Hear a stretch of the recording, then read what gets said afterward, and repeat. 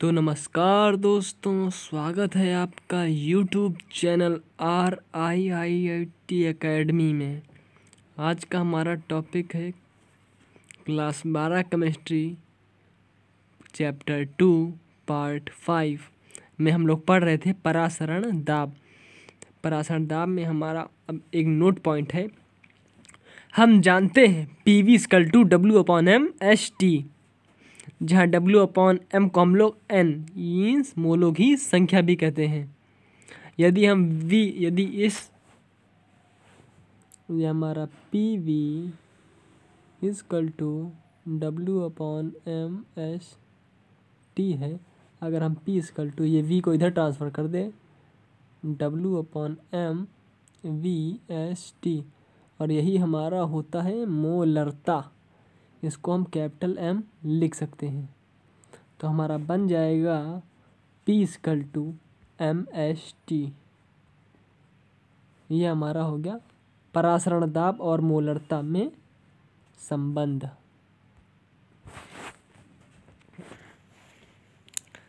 अब हम इसी पर एक प्रश्न देख लेते हैं। 27 डिग्री सेंटीग्रेड ताप पर 5 मोल यूरिया विलयन का परासरण दाब ज्ञात कीजिए। अब T= हमें दिया है 27 डिग्री, लेकिन हमें इससे लेना है केल्विन में। इसमें हम 273 जोड़ेंगे। सेंटीग्रेड को केल्विन में बदलने के लिए 273 जोड़ते हैं, तो ये हमारा हो जाएगा 300 केल्विन। उसके बाद ये हमें मोलरता दी है हमें 5 मोल। उसके बाद यूरिया मतलब हमको अणुभार दे दिया है। अणुभार यूरिया का अणुभार आपको याद करना पड़ेगा, इसका होता है 60, और हमें P याद करना है। बस लगा दीजिए, हो जाएगा। तो सूत्र होता है P=m/T।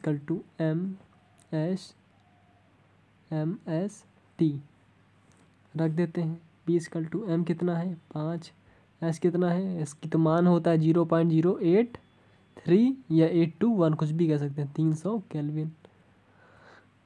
अब ये देखिए, जो 300 है, 300 से हमारा पॉइंट यहाँ पर आ जाएगा, यहाँ पर।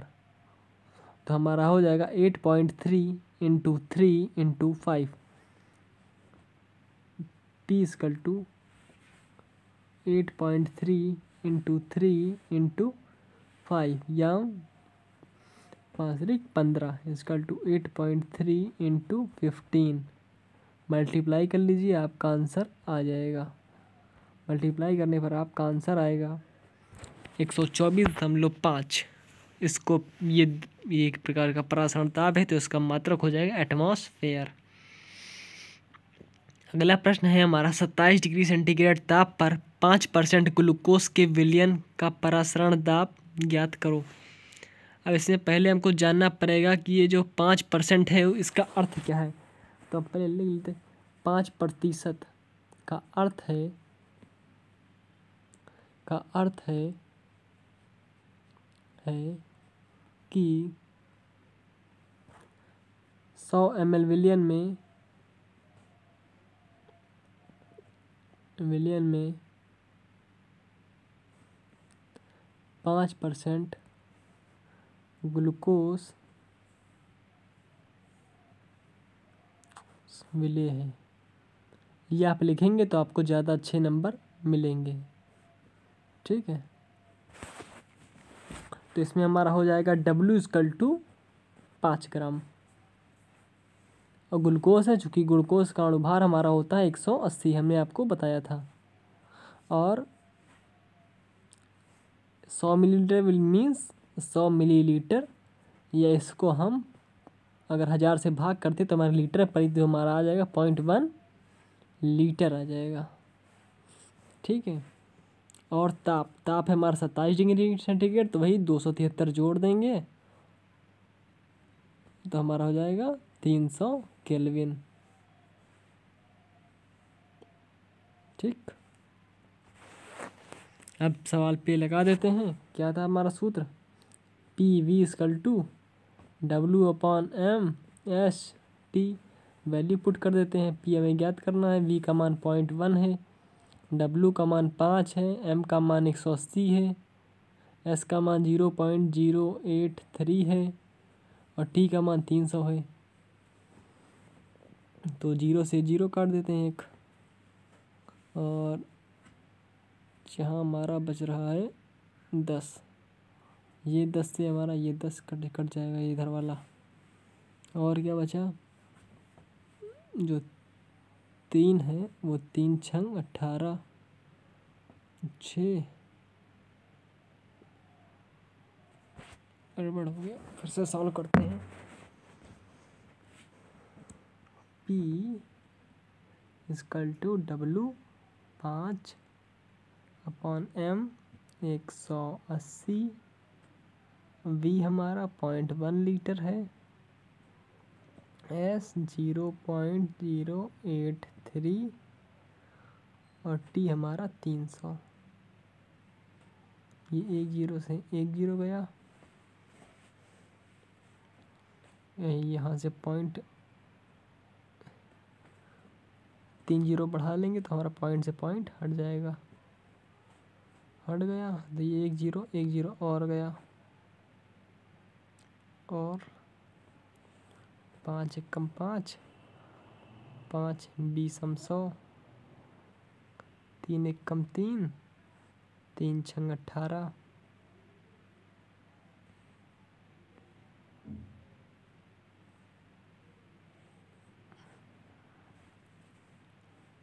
बाकी आप ऊपर का मल्टीप्लाई कर लीजिएगा।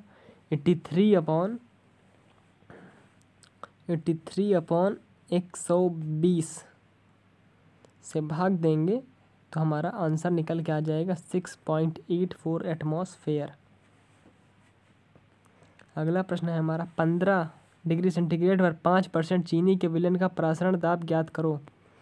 सेम वही प्रश्न है हमारा, T equal to 15 degree centigrade, वही W इजकल टू 5 ग्राम, आयतन 100 मिलीलीटर होगा तो हमारा 0.1 लीटर हो जाएगा, अणुभार हो जाएगा चीनी का, याद रखना आपको 342 होता है, सुक्रोज होता है हमारा, और एस का मान 0.083 मोल इनवर्स में लीटर इनवर्स और केल्विन इनवर्स, वही वैल्यू आप पुट कर देंगे।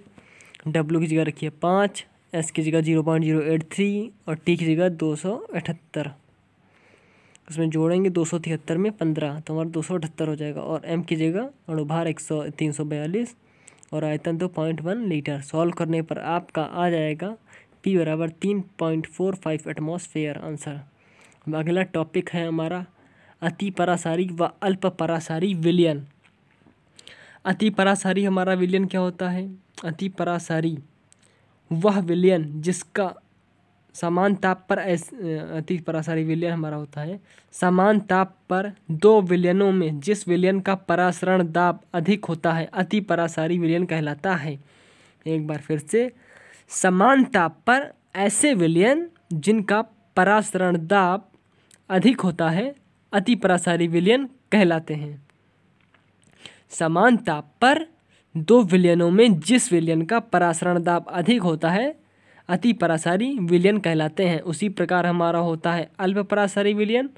समान ताप पर ऐसे दो विलयन जिनका परासरण दाब जिस विलयन का परासरण दाब इस कम होता है उसे अल्प परासारी विलयन कहते हैं। और इसी प्रकार हमारा होता है समपरासारी विलयन।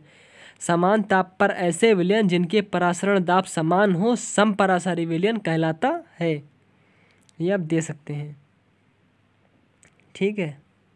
समपरासारी विलयन को पृथक करने पर उनके मध्य परासरण क्रिया नहीं होती। परासरण मतलब मीन्स हमने बताया था परासरण में विलायक के कण तो विलय में जा सकते हैं परंतु विलय के कण विलायक में नहीं जा सकते। और समपरासारी विलयन की मोलर सांद्रताएं समान होती हैं। मोलर सांद्रताएं वही पहले की मोलरता Ma इजकल टू दूसरे की मोलरता Mb, और Ma का हमने बताया था सूत्र WA अपॉन Ma इंटू पहले का आयतन Va। इसी प्रकार WB upon Mb into VB। ये हमारा हो गया सूत्र समपरासारी विलयन का। क्वेश्चन भी हमें दे दिया 10% यूरिया का विलयन का एक यौगिक के 25% विलयन का समपरासारी है। यौगिक के अणुभार की गणना करो। समपरासारी, तो इसमें हमें डब्ल्यू ए दिया है, हमें डब्ल्यू ए दिया है 10 ग्राम। आयतन हमें पहले का दिया है 0.1 लीटर, वही 100 मिलीलीटर होता है सब में। और इसका अणुभार यूरिया है, यूरिया का अणुभार जानते हैं आप लोग 60 होता है। दूसरे का डब्ल्यू बी 25 ग्राम, आयतन 0.1 लीटर ही होगा। और अणुभार क्या दिया है हमें, जो दिया उसका अणुभार याद करना है, एमबी का हमें याद करना है, क्वेश्चन मार्क लगा दीजिए। तो हमारा हो जाएगा 10 बटे इसका अणुभार 60 और गुणे आयतन 0.1 लीटर। इसका अणुभार, इसका भार 25, अणुभार हमें ज्ञात करना है और आयतन ये 0.1 लीटर, 0.1 से 0.1 गया, 0 से 0 गया, m इक्वल टू 25 छंग हमारा होता है 150, तो हमारा आंसर आ गया 150।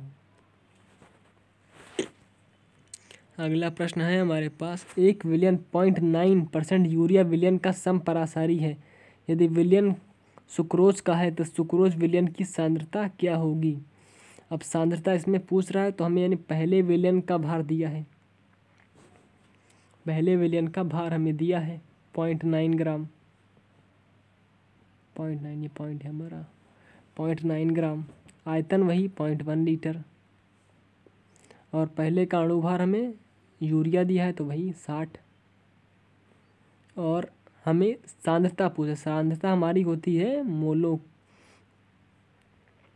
M2/V2 को हम लोग उसकी सांद्रता कहते हैं, ग्राम पर लीटर में होती है ना। सांद्रता हमें ज्ञात करनी है और हमें दिया है सुक्रोज M2 हमें दिया है, M2 हमें दिया है 342 और हमें W2 ज्ञात करना है, W2/V2 फार्मूले में पुट कर दीजिए और आपका आंसर निकल के आ जाएगा 51.30 ग्राम पर लीटर। यूनिट जरूर लिखिएगा, बिना यूनिट के कुछ नहीं होगा, आपके नंबर कट जाएंगे। अगला टॉपिक है हमारा वान हाफ गुणक। वान हाफ गुणक माना एक लवण AB है जो अल्फा वियोजित होता है, एक रिएक्शन है AB gives out A plus B। मान लीजिए ये आपका है, ये अल्फ़ा, तो ये हमारा हो जाएगा 1 माइनस अल्फ़ा, क्योंकि हर चीज़ हम 1 से ही निकालते हैं। और वान हाफ गुणक ये हमारा I होता है, I इक्वल टू तीनों को जोड़ देंगे, 1 minus alpha plus alpha plus alpha, एक अल्फ़ा से अल्फ़ा कट गया, अल्फ़ा से अल्फ़ा कट गया, I इक्वल टू जोड़ देंगे 1 माइनस अल्फ़ा प्लस अल्फ़ा और प्लस अल्फ़ा, अल्फ़ा से अल्फ़ा कटा, बचा क्या 1 प्लस अल्फ़ा, तो हमारा बचा I equal to 1 plus alpha. ये हमारा होता है वान हाफ। भी एक प्रश्न आएगा उसमें इसकी ज़रूरत पड़ेगी। जैसे हमारा दिया है CaCl2, इसको हम लोग कहते हैं कैल्शियम क्लोराइड। ये हमारा टूटता है Ca2 प्लस में और प्लस 2Cl माइनस में। ये अगर हमारा अल्फ़ा, ये अल्फ़ा, तो ये 1 माइनस अल्फ़ा। अगर इसका हम वान हाफ गुणक देखें तो सबका वान हाफ गुणक सेम ही आता है, I equal to 1 plus alpha. ठीक है, आगे बढ़ते हैं। एक सवाल दिया है 7.45 gram KCl means potassium chloride को 27 डिग्री सेंटीग्रेड ताप पर 500 मिलीलीटर विलयन में घोला गया, जिससे विलयन का परासरण दाब 8.2 एटमॉस्फेयर पाया गया। KCl के लिए वान हाफ गुणक व वियोजन की मात्रा ज्ञात कीजिए। जो दिया है सबसे पहले उसको लिख लेते हैं। W equal to 7.45 gram, KCl दिया है तो KCl का आपको अणुभार पता होना चाहिए। अणुभार होता है 74.5, K का होता है 39.39 होता है KCl का, K का, Cl का 35.5, 34.5 जोड़ लेंगे तो आ जाएगा। टेम्परेचर वही 27 है तो 273 जोड़ देंगे तो हमारा आ जाएगा 300 केल्विन, 300 केल्विन। और आयतन हमें दिया है 0.5 लीटर, 1000 से भाग कर देंगे तो हमारा लीटर में हो जाएगा। परासरण दाब P हमें दिया है 8.2 एटमॉस्फेयर और हमें I पूछ रहा है और अल्फ़ा पूछ रहा है। I क्वेश्चन मार्क और अल्फा क्वेश्चन मार्क। सूत्र आप जानते हैं क्या होता है, हमारा सूत्र यही होता है हमारा PV=W/m/ST। अब हमें इसमें आई पूछ रहा है तो हम बगल में आई से मल्टीप्लाई करेंगे, क्योंकि आई हमारा क्या है, 1/2 गुणांक है। 1/2 गुणांक पता चलने पर हम वियोजन की मात्रा ज्ञात कर सकते हैं। इस वैल्यू में आप पुट करते जाइए और आंसर पाते जाइए। पी की जगह में हमने मान रखा 8.2, पी की जगह पे हमने मान रखा 8.2 और आयतन की जगह पर हमने रखा 0.5 और उसके बाद हमारा था W तो 7.45 ग्राम। उसका अणुभार था 74.5 और इसका मान होता है 0.083 और ताप हमारा था 300 केल्विन और आई से मल्टीप्लाई कर देना। उसके बाद इन सबको सॉल्व करते हैं, हम आई का मान निकालेंगे। आई का मान हमारा निकलेगा 1.66, इसका कोई यूनिट नहीं होता है। अब आई का मान निकलने पर आप जानते हैं I=1 + अल्फ़ा होता है, तो अगर हम अल्फ़ा निकालेंगे तो आई में से -1 कर देंगे, तो आई हमारा निकला है 1.66, -1 करेंगे तो हमारा निकल के आ जाएगा अल्फ़ा = 0.66। अगर इसको हम 100 से मल्टीप्लाई कर दें तो हमारा परसेंटेज में पता चल जाएगा कि कितना वियोजन हुआ है, तो हमारा हुआ 66% हमारा वियोजन हुआ है। ठीक है, अब अगला टॉपिक है हमारा द्रवों का वाष्प दाब। वाष्प दाब क्या होता है, जब किसी द्रव को बंद पात्र में गर्म करते हैं, जैसे आपने देखा ही होगा जब भगोने में बर्तन में हम लोग पानी गर्म करते हैं गैस जलाकर तो उसमें से वाष्प बनने लगती हैं। जब किसी द्रव को बंद पात्र में गर्म करते हैं तो वाष्पन व द्रवण दोनों विरोधी क्रियाएं पहले असमान वेग से होती हैं। जैसे आपने पहले कुकर में पानी को रखा और आपने ढक्कन बंद कर दिया, फिर अंदर जो है ना जो पानी होता है, जब गैस जलाते हैं तो पानी होता है वो वाष्प में बदलने लगता है और जो वाष्प होती है वो हमारी द्रव में बदलने लगती है। तब दोनों का वेग हमारा असमान होता है, परंतु कुछ समय बाद जो है उनका वेग समान हो जाता है। परंतु कुछ समय बाद उन दोनों क्रियाओं का वेग समान हो जाता है। इस अवस्था को उसकी मध्य वाष्प के मध्य साम्य अवस्था कहते हैं। जब वाष्पन व द्रवण दोनों विरोधी क्रियाएं पहले समान वेग से चलती थी, परंतु कुछ समय बाद जब उनका वेग समान हो जाता था तब उनको हम लोग साम्य अवस्था कहते हैं। जैसे आप देख सकते हैं, यह हमारा पहले हो गया द्रव, यह हमारा हो जाएगा वाष्पन, यहाँ हमारी बन जाएगी वाष्प। अब ये वाष्प से हमें क्या बनेगा, द्रवण। ठीक है, द्रव व उसकी वाष्प के मध्य साम्यावस्था पर वाष्प द्वारा द्रव पर लगाया गया दाब द्रव का वाष्प दाब कहलाता है। जो द्रव है वो वाष्प में जब परिवर्तित होता है, जो उसकी वाष्प है वो द्रव पर एक दाब आरोपित करती है। जब द्रव को गर्म करते हैं तो द्रव वाष्प में परिवर्तित होने लगती है, तो वही वाष्प द्रव पर एक दाब आरोपित करती है जिसे हम लोग वाष्प दाब कहते हैं। अगला है हमारा वाष्प दाब अवनमन, in English lowering of vapour pressure. जब किसी शुद्ध विलायक में कोई अवाष्पशील पदार्थ घोल देते हैं तो उसका वाष्प दाब कम हो जाता है। ठीक है, जैसे आपने जब हम किसी पानी को गर्म करते हैं तो पानी हमारा 100 डिग्री सेंटीग्रेड पर उबल जाता है, लेकिन जब हम उसमें नमक मिला देते हैं तो वो हमारा 100 पर नहीं उबलेगा, वो हमारा 110 105 पर उबलेगा। क्योंकि जब हम किसी शुद्ध विलायक में कोई अवाष्पशील पदार्थ हमारा क्या होता है, नमक होता है, चीनी होता है, इन सबको यदि हम घोल दें तो हमारा जो है ना वाष्प दाब में अवनमन हो जाता है। अवनमन मीन्स कमी, हमारा वाष्प मतलब कम बनेगी।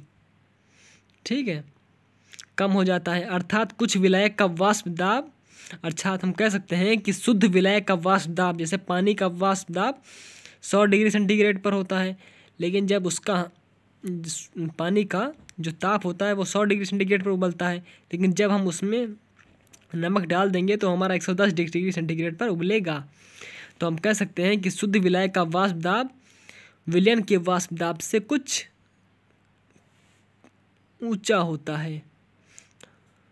ठीक है, तो विलयन, विलायक व विलयन के वाष्प दाबों का अंतर वाष्प दाब अवनमन कहलाता है। शुद्ध विलायक का वाष्प दाब अधिक होगा और विलयन का वाष्प दाब कम होगा। मतलब ऐसे समझिए कि आपने जैसे कुकर में पानी चढ़ाया तो ज़्यादा वाष्प बनेगी, और जब उसमें हमने नमक डाल दिया तो वाष्प कम बनेगी ना। तो शुद्ध विलायक का वाष्प दाब अधिक होगा, जिसमें नमक नहीं पड़ी है वो वाष्प ज़्यादा द्रव पर दाब आरोपित करेगी, और जिसमें वाष्प कम है, जिसमें अवाष्पशील पदार्थ घुरा है, उसमें वाष्प कम आएगी। इसीलिए हम कह सकते हैं कि शुद्ध विलायक का वाष्प दाब विलयन के वाष्प दाब से ऊंचा होता है।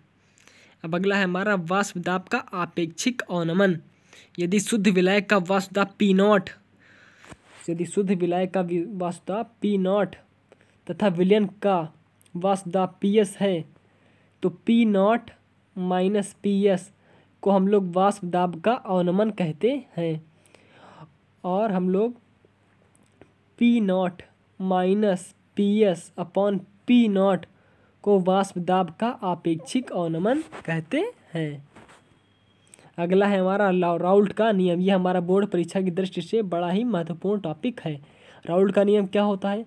इस नियम के अनुसार वाष्प दाब का आपेक्षिक अवनमन विलय के मोल प्रभाज के समानुपाती होता है। मोल प्रभाज हमने आपको बताया था, मोल प्रभाज होता है विलयन में उपस्थित किसी अवयव का मोल प्रभाज अवयव के मोलों की संख्या तथा विलयन में उपस्थित कुल मोलों की संख्या के अनुपात को अवयव का मोल प्रभाज कहते हैं। वाष्प दाब का आपेक्षिक अवनमन हमने आपको बताया था P0 minus PS upon P0, और मोल प्रभाज को हम लोग जीटा से प्रदर्शित करते हैं, और जीटा इक्वल टू हमारा होता है N upon N plus Na plus Nb।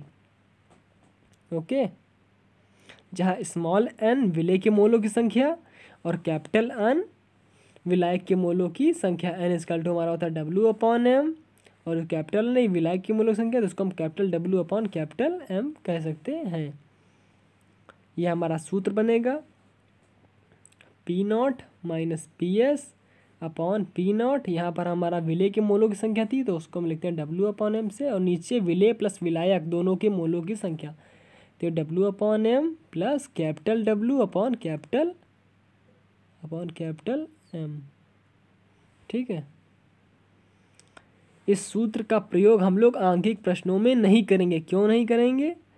क्योंकि अगर विलयन हमारा तनु है, राउल्ट के नियम में एक हमारी कमी है, यदि वो केवल तनु विलयन के लिए ही लागू होता है, वो हमारा सांद्र विलयन के लिए लागू नहीं होता है। तो यदि n is very less than to capital N, तो हम कह सकते हैं कि n plus capital N equal to capital N, ये हम कह सकते हैं। ठीक है, तो हमारा रियल में हमारा सूत्र बना है P0 minus PS upon P0 equal to छोटा w अपॉन छोटा m upon capital W upon capital M। अब हम इसको सही भाषा में लिखें तो P0 minus PS upon P0 equal to small w into capital M into small m into capital W। ये हमारा बन गया फार्मूला। इसको आप लोग याद रखिए, इस पर बहुत सारा न्यूमेरिकल है। ठीक है, अब जहाँ पर हमारा P0 क्या है, जहाँ पर हमारा P0 है विलायक का वाष्प दाब, P0 विलायक का वाष्प दाब,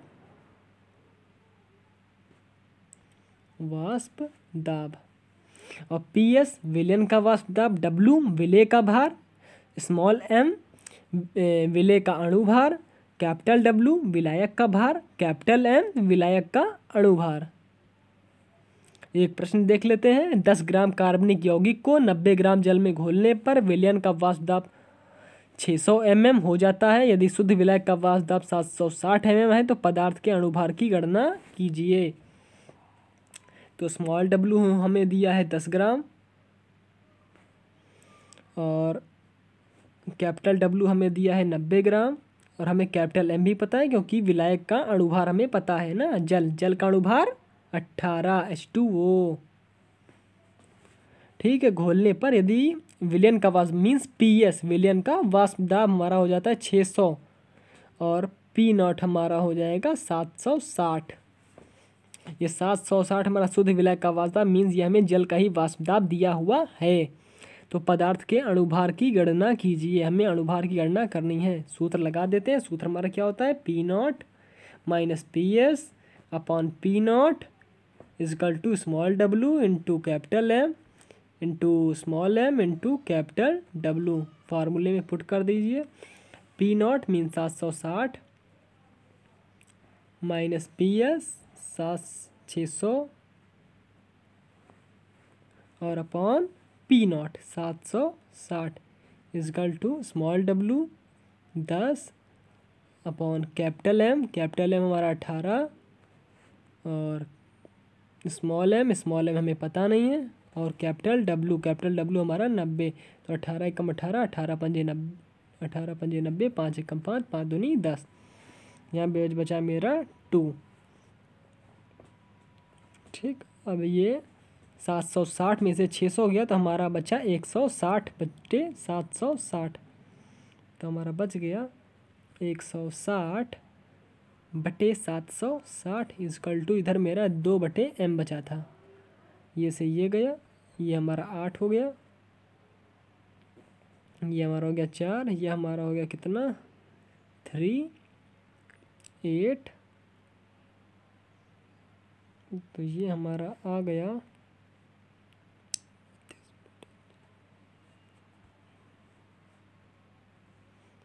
इसको सॉल्व करने पर हमारा आ गया 9.5। यही हमारा हो गया आंसर। वही आ रहा था हमारा 4/76 आया था इजकल टू 2/M था।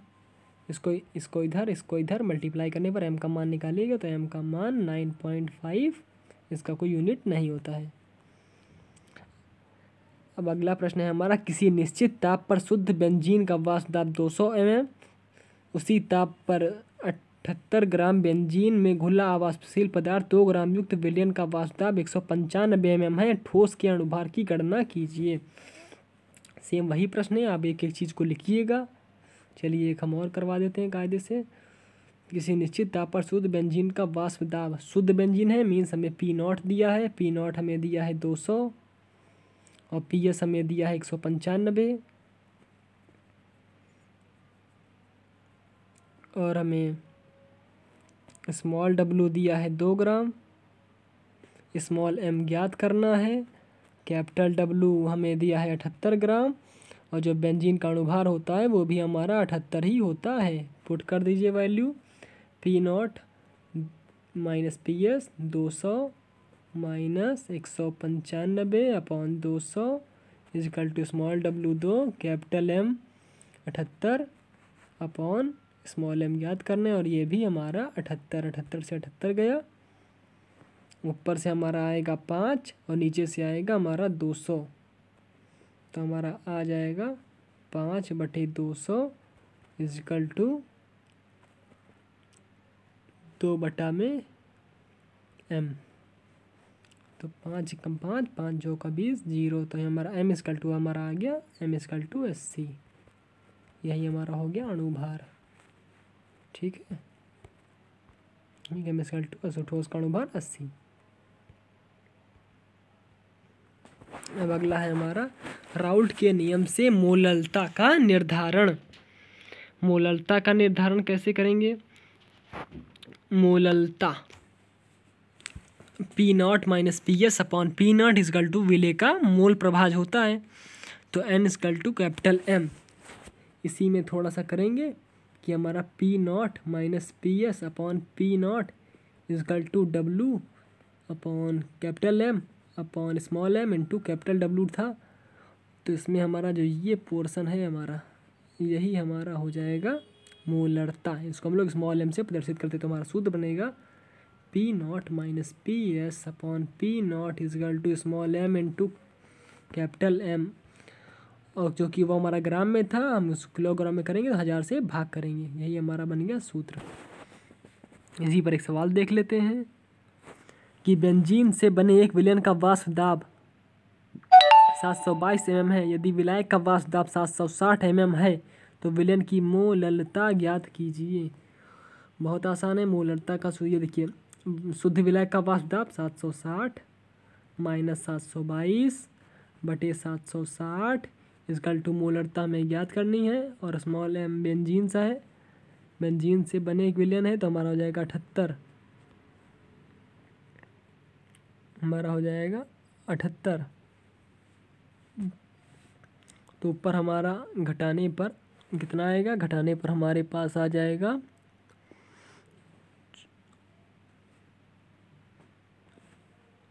38 आएगा। और 38 बटे 760 इजकल टू 78 m बटे 1000 सॉल्व कर लेंगे तो आपका आंसर 0.64 मोल पर किलोग्राम आ जाएगा।